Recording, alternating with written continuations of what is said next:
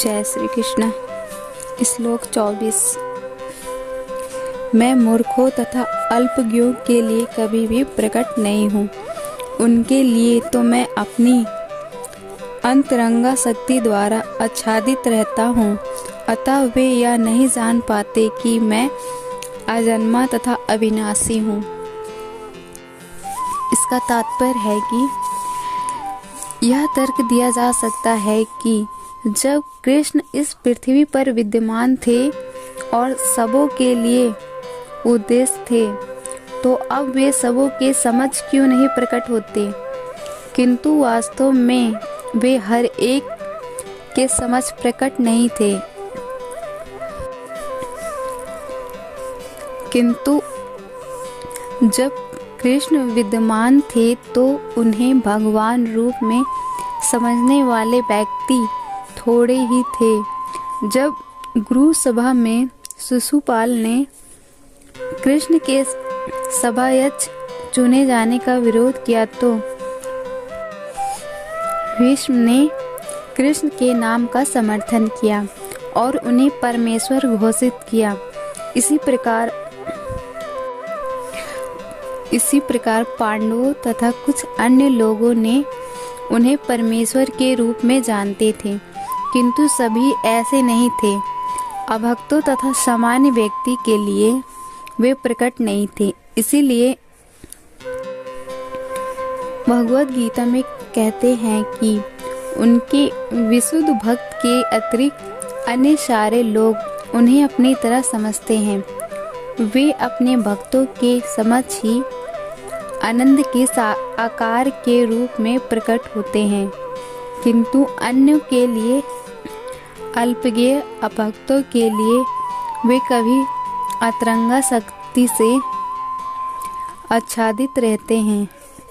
श्रीमद्भागवत में कुंती ने अपनी प्रार्थना में कहा है कि भगवान योग माया के आवरण से अवित्र हैं, अतः सामान्य लोग उन्हें समझ नहीं पाते। इस योग्य माया आवरण की पुष्टि हुई है जिसमें भक्त प्रार्थना करता है, हे भगवान, आप समग्र ब्रह्मांड के पालक हैं और आपकी शक्ति सर्वोच्च धर्म है। अतः मेरी प्रार्थना है कि आप मेरा भी पालन करें। आपका दिव्य रूप योग माया से अवित्र है। ब्रह्मा ज्योति आपकी अंतरंगा शक्ति का आवरण है। कृपया इस तेज को हटा लें, क्योंकि यह आपका सच्चिदानंद विग्रह के दर्शन में बाधक है।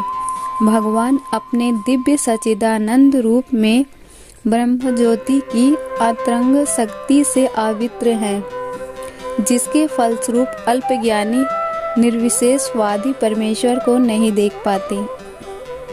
श्रीमद्भागवत में भी ब्रह्मा द्वारा की गई यह स्तुति है, हे भगवान, हे परमात्मा, हे समस्त रहस्यों के स्वामी, संसार में ऐसा कौन है जो आपकी शक्ति तथा लीलाओं का अनुमान लगा सके।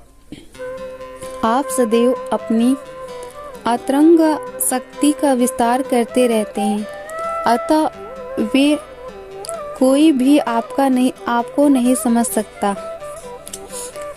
विज्ञानी तथा विद्वान भले ही भौतिक जगत की परमाणु रचना का या भिन्न ग्रहों का अवशेषण कर ले, किंतु अपने समक्ष आपके विद्यमान होते हुए भी वे आपकी शक्ति की गणना करने में असमर्थ हैं। भगवान कृष्ण ने केवल अजन्मा हैं, अपितु अव्यय भी हैं। वे सच्चिदानंद रूप हैं और उनकी शक्तियाँ अव्यय है।